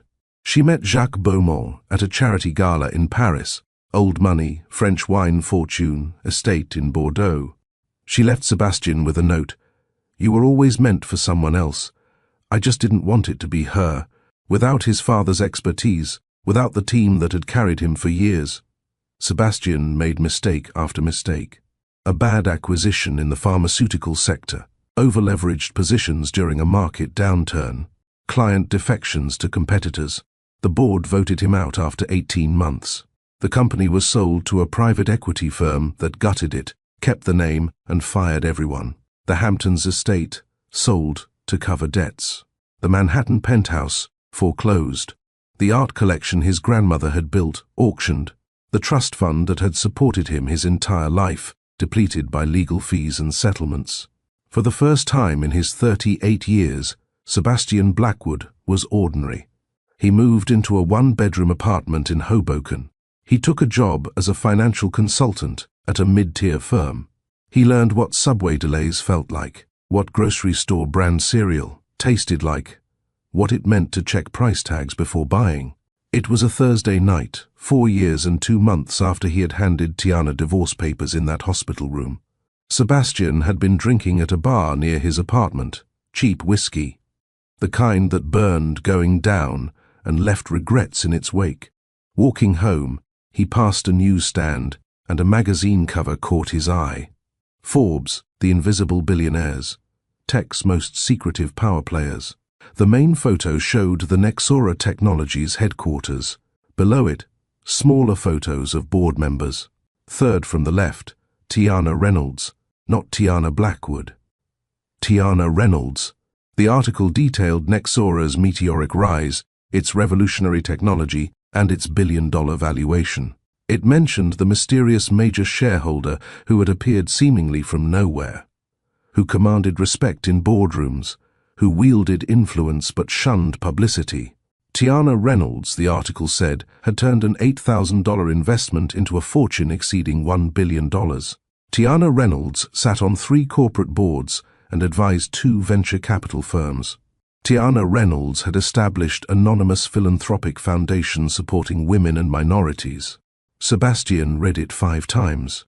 The whiskey fog cleared instantly, replaced by a clarity so sharp it felt like a blade. Tiana. Hi, Tiana. The woman he had abandoned was a billionaire. The woman he had accused of marrying him for money had been independently wealthy. The weight of what he had lost crashed down on him like a building collapsing. He had been looking for her for months after that discovery. Private investigators reported that she lived in Brooklyn, raised the twins, alone, appeared at occasional business functions but never stayed long. He waited outside the Metropolitan Museum on a night when the CR Foundation, he had figured out the connection, was hosting a gala for single mothers. She emerged at 10:30 p.m., elegant in a simple black dress, her hair pulled back, her face showing the years, but also something else, peace. He stepped from the shadows. Tiana. She turned, saw him, and her expression didn't change. No surprise, no anger, just acknowledgement. Sebastian, I know what happened, he said, the words rushing out. I know Miranda lied. I've tracked down proof. The photograph was edited. She paid witnesses. To claim they saw you with other men, she fabricated everything. I know. You know? I've known for 2 years. My legal team uncovered it when they were doing background checks on everyone connected to my past. I didn't need their proof. I already knew the truth. He stepped closer. I was wrong. I destroyed us. I destroyed our family. Yes, you did. I'm not asking for forgiveness. I don't deserve it. But the twins, Theodore and Sabrina, I want to know them. I want to be their father. Please. The tears were real. The pain was real. The regret was real. For the first time since she had known him, Sebastian Blackwood was completely, devastatingly real. She looked at him for a long moment, this man who had once been her entire world. You believe me now because you have proof, she said quietly. But I told you the truth in the hospital. I begged you to listen. You chose Miranda over me. You chose suspicion over trust. You chose fear over our family. I know. I know. And You didn't just divorce me, Sebastian. You erased me. You looked at our newborn children, your blood, and walked away. You walked away while they fought to breathe, while I fought to survive, while our entire world was collapsing. I was wrong. You were cruel. I forgive myself for loving you, Tiana continued, for trusting you, for believing love was enough to overcome your doubt. I've done the work to heal from that. I've forgiven myself for not seeing Miranda's poison. I've forgiven myself for being vulnerable. She took a breath. But I do not forgive you. What about Theodore and Sabrina? They will know their father abandoned them before they took their first breath. When they're old enough to understand, when they're old enough to ask questions, I will tell them the truth. All of it. The love we had, the lies that destroyed it, and the choice you made in that hospital room. Tiana, when they're old enough, they can decide if they want a relationship with you. That's their choice, not yours, not mine. But until then, you stay away from my children, our children, my children. You gave up that right when you handed me those papers. The driver opened the door, a town car, black, anonymous. Tiana slid into the back seat without another word, without another glance at the man who had once promised her forever. The car pulled away from the curb, merged into Manhattan traffic, disappeared into the river of taillights and possibility. Sebastian Blackwood stood alone on that sidewalk, watching her disappear. He had finally found the truth. He had tracked down every lie, exposed every manipulation, understood every mistake. But the truth had come too late. Some doors, once closed, don't open again. Some trust, once shattered, can never be rebuilt. Some love, once betrayed, dies so completely that even resurrection is impossible. He stood there for 20 minutes, watching traffic, feeling the November wind cut through his coat. Then, he walked back to his one-bedroom apartment in Hoboken, opened his laptop, and looked at photos of children he would never know. Theodore William Reynolds, 4 years old, serious eyes, his father's face. Sabrina Claudette Reynolds, 4 years old, wild smile, fearless. His children, strangers. The price of choosing fear over faith. The cost of believing lies over love. Justice had been served, but it tasted like grief. After Sebastian, Tiana built walls. Not the obvious kind. She was still warm with neighbors, friendly with other parents at the playground, professional in her business dealings, but romantically, emotionally, in the places where vulnerability lived. She had constructed barriers of steel reinforced with disappointment. She told herself she didn't need love. She had her children. She had her work. She had her peace. Love was a luxury she could no longer afford. But life has a way of ignoring our declarations, of slipping through the cracks we didn't know existed, of arriving precisely when we've stopped waiting. Dr. Dominic Crane was 42 years old, 6 feet tall, with hands that had saved hundreds of children's lives and a smile that made those children forget they were afraid. He had grown up in Detroit, the son of an auto worker and a public school teacher. He had put himself through medical school with a combination of scholarships, loans, and working night shifts as an EMT. He specialized in pediatric surgery not because it was lucrative, it wasn't, but because children deserve doctors who saw them as people, not cases. He was divorced, had no children, lived in a modest apartment in Brooklyn Heights, and spent his free time volunteering at a clinic in Bed-Stuy. He was also completely, utterly unimpressed by wealth and status. Theodore's ear infection started on a Friday night. By Saturday morning he was screaming in pain, fever spiking to 100. And 3 degrees, inconsolable despite every home remedy Tiana tried. She rushed him to Brooklyn Methodist's emergency room, Sabrina in tow, both. Children crying, Tiana trying to hold it together while her son suffered. The ER was chaotic, weekend volume, understaffed, every bed full. They waited 3 hours.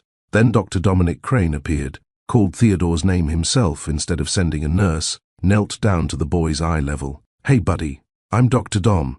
I hear your ear is giving you trouble. Mind if I take a look?" Theodore, tears streaming down his face, nodded. Dominic examined him with gentle efficiency, explaining every step. "I'm going to use this light, see it's like a tiny flashlight, to look inside your ear. It won't hurt, but it might feel a little weird. Can you be brave for me?" Theodore was brave. The diagnosis was severe otitis media, requiring immediate treatment and possibly surgical intervention if it worsened. But what Tiana remembered most wasn't the medical competence, though that was evident. It was how Dominic treated Theodore like a person, not a patient. How he gave Sabrina a sticker, even though she wasn't sick, just scared for her brother. How he looked Tiana in the eyes when he explained the treatment plan, not rushing, not condescending, just present. "He's going to be fine," Dominic said. "Kids are resilient. He'll be running around by Tuesday, guaranteed." He was right. By Tuesday, Theodore was back to normal. But Tiana couldn't stop thinking about the doctor who had made her son laugh while examining his infected ear. Their second meeting was accidental, running into each other at a farmer's market in Park Slope. Dominic was buying vegetables. She was buying vegetables. Theodore spotted him first. "Dr. Dom, my ears are all better." Dominic's face lit up. "Theodore, I told you, didn't I? Kids like you are tough." They talked for 20 minutes. Not about medicine, not about her work, not about anything consequential. Just conversation, about the weather, about the market's overpriced organic apples, about a new bakery that had opened on 5th Avenue. "Would you like to get coffee sometime?" Dominic asked as they were parting. "You seem interesting. I'd like to hear more about what you do when you're not being a superhero mom." Tiana hesitated. She hadn't dated in 4 years. She hadn't wanted to. But something about this man, his steadiness, his calm, his complete lack of agenda, made her say yes. Their first coffee turned into a second. The second turned into dinner. Dinner turned into walks through Prospect Park while the twins ran ahead, chasing squirrels. Dominic knew she worked in finance. She kept it vague, and he didn't push. He knew she was divorced. She mentioned it once, briefly, and he respected her privacy. He knew she was a single mother raising twins, and he thought that was the most impressive thing about her. For 6 months, they dated like normal people, split checks at restaurants. We took the subway together, watched movies at her place after the twins went to bed. He met her as Tiana Reynolds, single mother, finance professional, woman with a past she didn't discuss. Not Tiana Reynolds, billionaire, board member, major shareholder. The revelation came by accident. They were at her brownstone. Dominic had started spending weekends there, slowly, carefully integrating into the twins' lives, when a courier arrived with documents requiring her signature. Nexora Technologies letterhead, board meeting minutes, financial statements showing her holdings. Dominic was in the kitchen making sandwiches. He saw the documents on the counter, not snooping, just there.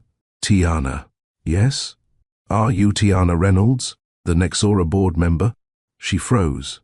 This was the moment she had been dreading, the moment when everything changed, when she saw the calculation enter his eyes, when he started treating her differently. Yes. He was quiet for a long moment. Then he said, I fell in love with the woman who reads bedtime stories in funny voices and argues with the grocery clerk about avocado prices.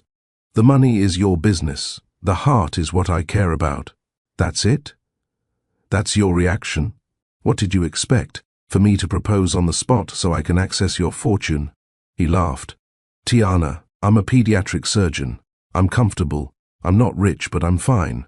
I don't need your money. I need your laugh. I need your intelligence. I need the way you love your kids. That's what I fell in love with. The billions are just details. She cried. For the first time since Sebastian, she cried from relief instead of pain. Dominic never tried to replace Sebastian. He never asked the twins to call him Dad. He never overstepped boundaries or pushed for more than they were ready to give. But he showed up. Every Saturday morning, he made pancakes, usually burning the first batch, making the twins laugh. He taught Theodore how to throw a baseball. He painted Sabrina's nails when she asked badly, in colors that clashed, but with focus that made her feel like the most important person in the world. He attended school plays and parent-teacher conferences. He bandaged scraped knees and checked homework. He was just there, consistently, reliably, without fanfare or expectation. Theodore started asking, Is Dr. Dom coming over today? Sabrina started saying, I want to show Dr. Dom my drawing. They didn't call him Dad, but they loved him. It happened on an unremarkable Tuesday. Tiana was making pancakes, Dominic's recipe, which she still somehow managed to burn, while he got the twins ready for school. He walked into the kitchen, saw the smoke rising from the griddle, laughed, and turned off the stove. You know, he said, scraping the charred pancake into the trash, I've been thinking. Dangerous. I love you. I love Theodore and Sabrina. I love this life we're building. And I don't want to wait for a perfect moment or a grand gesture. He got down on one knee right there, in her kitchen, holding a ring he had clearly been carrying for weeks. Tiana Claudette Reynolds, I don't need a perfect moment. I just need you. Will you marry me? She looked at him. This man who had loved her without knowing her net worth, who had loved her. Children without biological claim, who had loved her past without demanding explanations. Yes. The wedding was small. Immediate family only. Claudette, present enough to understand what was happening, crying through the ceremony. Theodore and Sabrina as ring bearer and flower girl, taking their roles with utmost seriousness. No press, no society pages, no Blackwood family receiving invitations would have declined anyway. Just love, witnessed by people who had earned the right to be there. Tiana wore a simple dress from a boutique in Brooklyn. Dominic wore a suit he had owned for 10 years. They exchanged vows they had written themselves, promising honesty, partnership, and showing up even when it was hard. Especially when it was hard. 5 years after Sebastian had handed her divorce papers in that hospital room, Tiana's life looked nothing like what anyone would have predicted. She was a billionaire, but that was just a fact, not an identity. She sat on corporate boards, but spent more time at Theodore's baseball games. She managed a fortune, but her greatest investment was in 2 children who would grow up knowing their worth came from character, not inheritance. She had built an empire, but her kingdom was a brownstone in Brooklyn where pancakes burned and laughter was abundant. Sebastian had tried to erase her. The Blackwood family had tried to forget her. Miranda had tried to destroy her. But Tiana had refused to disappear. She survived when survival seemed impossible. She thrived when everyone expected her to fail. She could have destroyed Sebastian financially. Her resources far exceeded his now. She could have exposed Miranda publicly. Her connections made that trivial. She could have leveraged her wealth for vengeance. But wisdom whispered, revenge is expensive and peace is priceless. She didn't forgive Sebastian, but she didn't carry hatred either. She simply drew a line and moved forward, understanding that some people lose the right to access your life, your heart, your peace. Boundaries aren't cruel. They're necessary. Every morning, Tiana woke up in a home she had chosen, with a partner she had chosen, raising children she would die for, living a life built on her own terms. The billions were nice, but peace was everything. And this, family, is what I need you to understand. Tiana Claudette Reynolds did not win because she became a billionaire. The money was incidental, a seed planted years ago, forgotten, growing in darkness until it bore fruit. She won because she survived when someone tried to erase her. She won because she refused to let abandonment define her worth. She won because she planted seeds everywhere she went, in relationships, in investments, in acts of quiet faith, not knowing which would grow, but trusting that something would. She won because she raised 2 children alone, fought through poverty and pain, and never let them see her quit. She won because when she finally had power, she used it with wisdom instead of wielding it with rage. She won because she understood something Sebastian Blackwood never did, something Miranda Cole couldn't, to comprehend, something that separates people who overcome from people who merely endure. Forgiveness is a gift you give yourself. But that doesn't mean everyone deserves access to your peace. You can forgive yourself for trusting the wrong person. You can release the anger that's poisoning your own well. You can move forward without bitterness. But you don't owe anyone, especially people who discarded you, a place in your rebuilt life. Some doors close. Some people lose their invitations. Some relationships end so completely that even apologies arrive too late. And that's okay. That's not cruelty. That's wisdom. Tiana didn't need Sebastian's regret to validate her worth. She didn't need his apology to heal her wounds. She had already done the work, built the life, chosen the peace.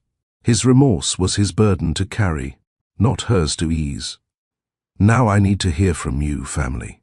What part of Tiana's story hit you the hardest? Was it the betrayal in that hospital room when the man she loved handed her divorce papers while she was still bleeding from giving birth to his children? Was it the survival, the grinding, relentless determination to feed her babies when she had $400 and no safety net? Was it the discovery of her billion-dollar fortune, that moment when seeds planted in faith finally bore fruit? Was it the confrontation with Sebastian when she chose boundaries over reconciliation? Was it finding love with Dominic, proving that the right person will love you for who you are, not what you have? Drop your thoughts in the comments. I read every single one. Your stories, your reactions, your own experiences with betrayal and comeback. I want to hear them all. If this story moved you, if it reminded you that your lowest moment is not your final chapter, then do me a favor right now. Hit that like button. Not later, not maybe. Right now. Share this video with someone who needs to hear it. That friend who's going through a divorce. That family member who feels erased. That co-worker who's surviving something that should have destroyed them. Send it to them right now. And if you're not already subscribed to Mr. Steele Rich Stories, what are you waiting for? Hit that subscribe button and that notification bell so you never miss a story of downfall, redemption, and the kind of justice that takes its time but always arrives. We just passed 3,500 subscribers, and I'm grateful for every single one of you. Every comment you leave, every share you make, every notification bell you ring. You're building this community with me, but we're just getting started. Let's grow this family together. Let's create a space where people come to remember that their comeback is being written even when they can't see it yet. Until next time, remember this: your seeds are growing, even when you can't see them. The investments you made in yourself, in your education, your character, your children, your faith, they're accumulating interest in ways you can't calculate. The people who discarded you are not the narrators of your final chapter, and the life you're building in silence will speak louder than the noise of those who tried to destroy you. Stay blessed, family. Stay resilient. And never, ever let anyone convince you that their doubt defines your destiny. This is Mr. Steel Rich Stories. I'll see you in the next one.